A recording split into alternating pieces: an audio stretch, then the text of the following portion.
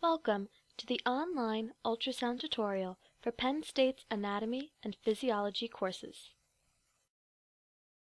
In this video lesson, we will discuss a general overview on ultrasound technology, the equipment used in an ultrasound exam, and ultrasound terminology. In future lessons, we will examine specific areas of the body such as heart and liver, and how to conduct those ultrasound exams on patients. Ultrasound machines conduct sound waves through transducer probes.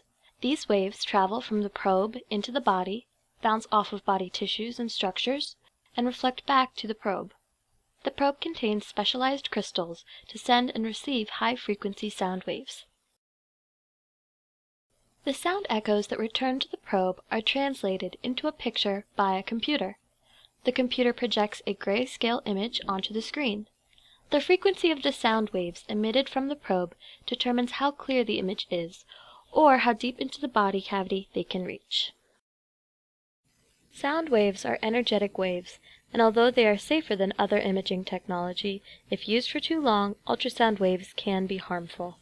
In the upper right-hand corner of your ultrasound screen, you will see two numbers indicating the TI, or thermal index, and MI, the mechanical index. These levels are there to protect patients from any harm caused by an ultrasound exam. There have not been any reported cases of damage caused by an ultrasound exam in humans, but these indexes have been studied in animals. The thermal index is a ratio of the power used over the power required to raise the temperature of the tissue 1 degree Celsius. The mechanical index is the risk of the ultrasound energy beams interacting with gases in the body, such as in the lung. The energy can excite the gas molecules and start creating larger bubbles of gas. This is called cavitation.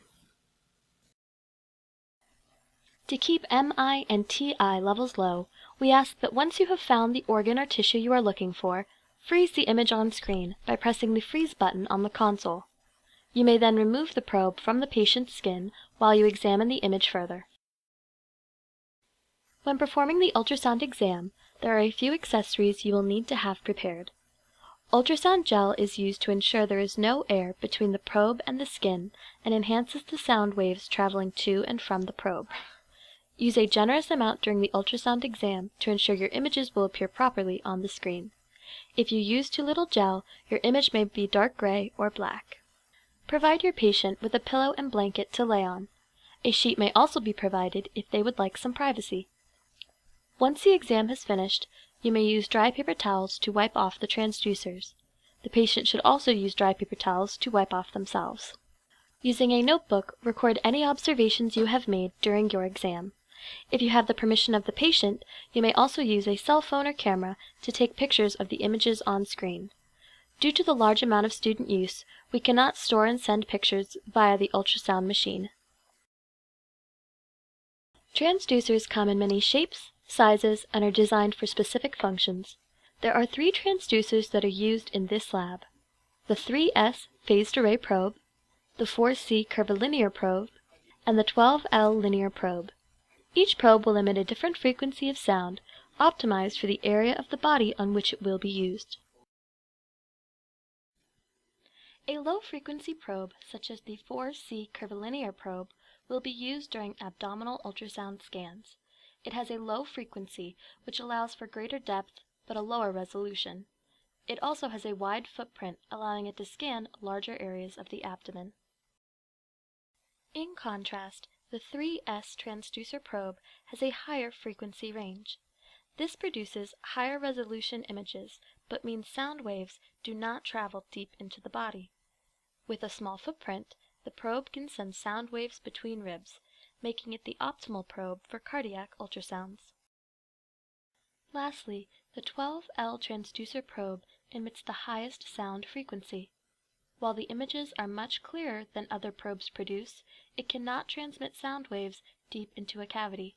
For this reason, 12L probes are best suited for joints and superficial anatomy. A probe marker is a small ridge or LED light on the side of each transducer. When conducting ultrasound exams, we hold the probe such that the marker is facing a certain direction. This ensures our images are oriented properly on the screen and that we are scanning in the correct direction. During an ultrasound exam, hold the transducer like a pencil between your fingers. Drape the cord around your neck so that if the transducer falls, it does not hit the ground. When your exam is finished, place the probe securely into its holder on the ultrasound cart and drape the cord along the side. Ultrasound imaging is also known as grayscale imaging because the images appear in different shades of gray. There are varying levels of gray, from white to black, and these levels are called echogenicities. Echogenicity is the ability of a tissue to produce an echo. We see these differences due to the structure or tissue that the sound waves are bouncing off from. If a structure is highly echogenic, it will produce a lot of echoes. The structure will appear white, and we would call the structure hyperechoic. Connective tissues, bone, and tendons are examples of hyperechoic structures in the body. Observe in the image the hyperechoic tissues surrounding the gallbladder and liver. In contrast, structures that do not produce an echo appear black and are referred to as anechoic. This lack of an echo is typically found when we are ultrasounding fluid-filled structures such as the gallbladder, heart, and blood vessels. In the image, blood vessels are shown as round black circles. Homogeneous tissues tend to blend in with other surrounding structures. These tissues are said to be isoechoic. The liver, for example, is an isoechoic organ. We can only observe the shape of the liver due to the surrounding connective tissues appearing hyperechoic.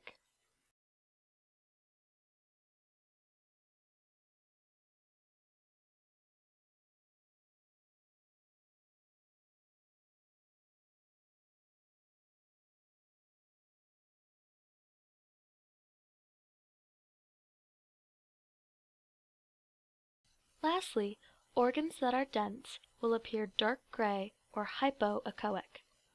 The amount of fluid present is not enough to appear black, and very few echoes return to the probe. An organ or tissue's function will relate to their echogenicity. The terminology used when performing an ultrasound exam is important to understand and describe our internal anatomy. In summary, ultrasound technology uses high-frequency sound waves to produce an image on the screen. There are 3 types of probes which we will be using in lab to perform our ultrasound exams. Each probe has a different shape, frequency, and purpose. Ultrasound imaging is in grayscale, and there are 4 types of echogenicities or levels of gray: hyperechoic, hypoechoic, isoechoic, and anechoic. Thank you for watching our online ultrasound tutorial.